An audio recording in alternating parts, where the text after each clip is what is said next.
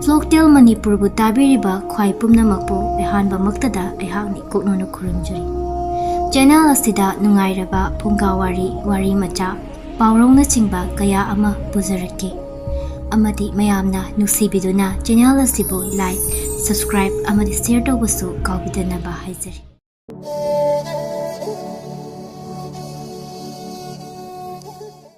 Ahanba maktada channel asibu tabiriba pumnamakpu ehakni koknona khuramjari. Warisi ehakna pathokchakiba matamda soikiba lankiba yarabasu ngakbinaba haizari. Thaina mamangaida khungang amada yaifa nungaiba hotnaba kanba imung amagi machanipa ani ningol ama phangzana yamna nungaina leirami. Machanipa animak lairik tamba chatpa hauri. Pikliba macha singbo matam chana makhoigi chana thaknaba pizaduna sengna iruzabiduna school ki firol setpiduna makhoibu anakpa khungang adugi manakta leiba school da lairik tamba chathalli. Pikliba macha singnasu mama mapagi wabu inzaduna numit khudingi makhoigi mathau tawzarami. Machan ibema atombidi mahaki mathau haibabu laifadabi sanaba. Amu yung manungda pusinba nung hek nganbaga mangonda puthokduna laifadabi ka mahaka wangang na duna sanaba asina machan nupi atombi asiki thabak oirami. Nongmagi numit amada suti oiba numaising numit ni. Mabung aniga machan ga laifadabi sanarami. Maduda angang oibagi sauna duna machan atombi gi laifadabi lubak adu paiduna mangol aduda haidoklami. Madu ubada machanupi aduna makhong thinduna lau khongna mama kauduna kaplami. Mama na kari taurabano haiduna imongdagi chengthoklaktuna yengbada machanupi gi laifadabi adu lubaktagi haidoktuna mangolda leibadu ubada machanupina saurani khanduna mama na chensenduna laifadabi lubak adu laukhattuna chaithokduna leiriba laifadabi sing adu loina khunjillaga machanupibu themi.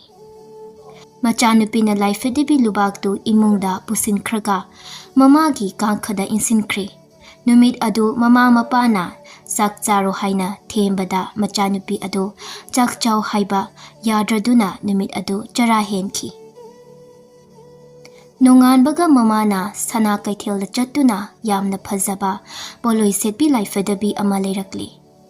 Machanupi atombina madu ubada mamada hairi. Ima aigi italai dabido kadaidagino haina hangjaki mamana haiki. Ibema imana isagidamak saina kaithel leiraklibani haina khumki. Machanupina mamada haiki. Ima nakhoigi sana kaithel haiduda asigumba aigi laifadabi yamna yawnbra. Mamana khumki hoi haina yoli. Mamana leibirakpa laifadabi adu phi supiduna mahaki laifadabi hapa lubak manungda thamjinkhri. Machanupidu laifadabidu ubada yamna harau jari. Puthokduna laifadabi sanarami. Nomagi numit amada machanupina mahaki laifadabi ka wangang naringaida mama mapasu tarami aduga machada yenglaga hairai. Ibema isadi laifadabi ka wangang nabangamnabanina isadi yamna haina lairik katamladi yamna thuna chinphagadi thuuna pugadawribani. Isagi mingsu ngasidagi imana laifadabi haina kaurabani. Isa madom pokchabani haiduna mama mapa oiba anido nokjai. Mabung oiriba nupa macha anidudi imungda lairik paduna lei. Mama mapa na lairik pau hairaga lairik pananaba sanaba matamda sanaba angang anidugi mathau oirami. Machanupi atombi laifadabisu mabung anigi matung induna school kaba haurakle. Machanupi atombibu mabung aninasu yamna luna taurami. Machannasu mabung anibu yamna kina chatli. Makhoi ahum numit khudingi school leptana ka minay. Yumda halaklagasu makhoi ahum tanaduna lairik orai minay. Mama mapa oibana machin mapagi mataw adu ubada yamna harau jarami. nupi macha atombi biklabasu yamna wakhal lawsing leiba angang oirami. Ozana taglakpa pumba mahakna hekta phaba ngamlami. Nongmagi numit amada school chatlamdaida mamana machin manao humbu iruzabiraga chak thongduna pizaba loirabada makhoigi school gi phizet adu sechinbiri. Aduga machan nupi atombi adudi mamagi kada changduna mahaki laifadabi lubak adu haidokna hai. Ibema nahak lubak manungda leiram isene school da lairik tamba chatlukige. Isena halaglaga aikhoi ani wa amuk ngangnasi. Aigi suti leiba numita aikoigi mangoda sanaminasi. Haiduna lubak adu kumzili aduga lairik khaw adu paiduna mabungi matung induna school chatkri. Machanupiga laifadabiga wa ngangnaba adu mapana taraduna mahangna khalakli. Ichasi laifadabi asi lairabadi toina wari saduna isagi mahida akaiba soyana oiragani. Adunadi isana school dagi halaktringaida mahaki laifadabi lubak ase isingda hekta thadakragi.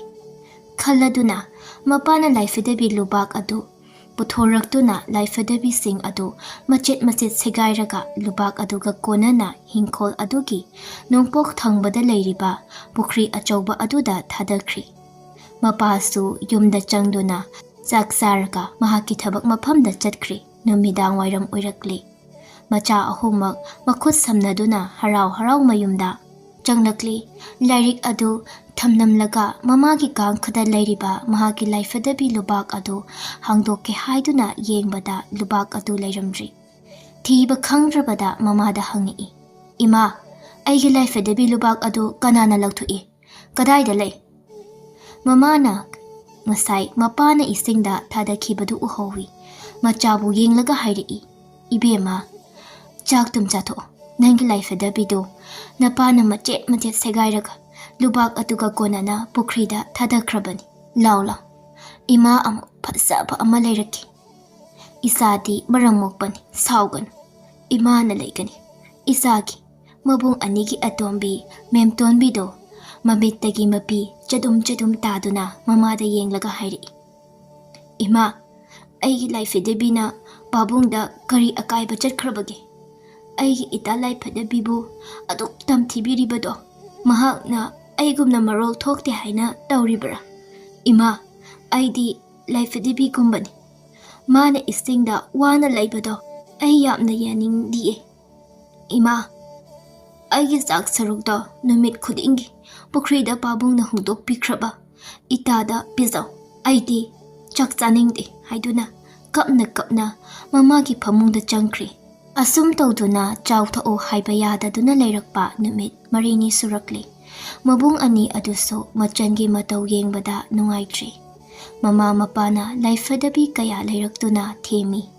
Mamitna fawba memtonbina yengkide.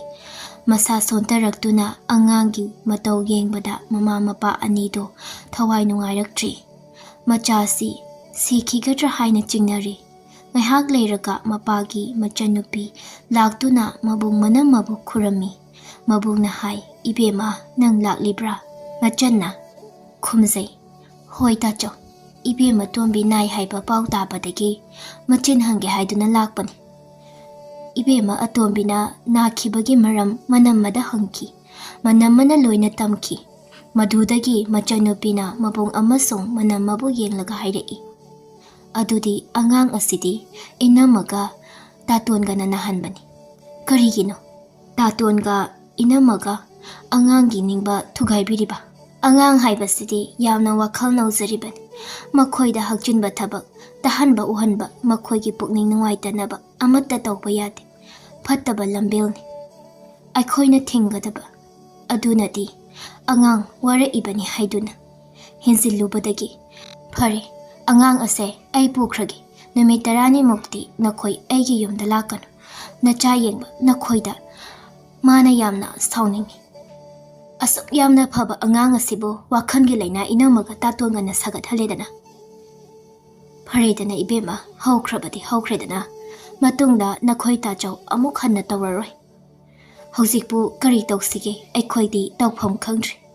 ꯁꯥꯎꯐꯝꯁꯨ ꯊꯣꯛꯏ ꯍꯥꯏꯗꯨꯅ ꯏꯕꯦꯇꯣꯝꯕꯤꯕꯨ ꯄꯨꯗꯨꯅ ꯄꯨꯈ꯭ꯔꯤ꯫ ꯅꯆꯟꯅꯨꯄꯤꯒꯤ ꯌꯨꯝꯗ ꯅꯤꯡꯊꯤꯅ ꯃꯅꯦꯅ ꯊꯦꯝꯗꯨꯅ ꯆꯥꯕꯁꯨ ꯆꯥꯔꯤ, ꯁ꯭ꯀꯨꯜꯁꯨ ꯀꯥꯔꯤ꯫ ꯑꯁꯨꯝꯅ ꯃꯃꯥꯒꯤ ꯃꯅꯥꯛꯇ ꯍꯜꯂꯛꯎ ꯍꯥꯏꯕ ꯌꯥꯗ꯭ꯔꯗꯨꯅ ꯃꯄꯨꯟꯁꯤ ꯆꯨꯞꯄ ꯃꯦꯝꯇꯣꯝꯕꯤ ꯂꯩꯈꯤ꯫ ꯋꯥꯔꯛꯄ ꯍꯦꯟꯖꯤꯜꯂꯨꯕꯗꯒꯤ ꯃꯆꯥꯗꯣ ꯃꯤꯒꯤ ꯑꯣꯏꯈꯤꯌꯦ꯫